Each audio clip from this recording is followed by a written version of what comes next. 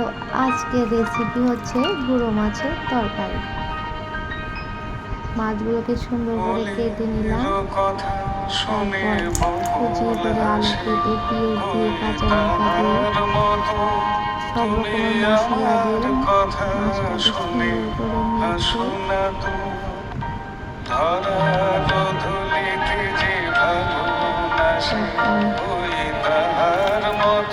দেখো তোমরা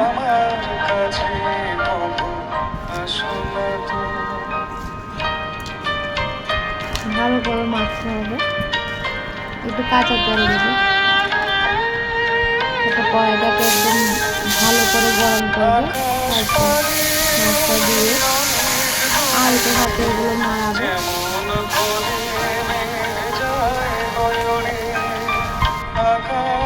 পরিমাণ মতো জল দিয়ে দেবে মাছগুলোর মধ্যে।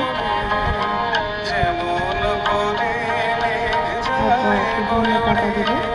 আর আরেকটা রেসিপি হচ্ছে মুসুর ডাল দিয়ে কুমড়ো পাতার শাক।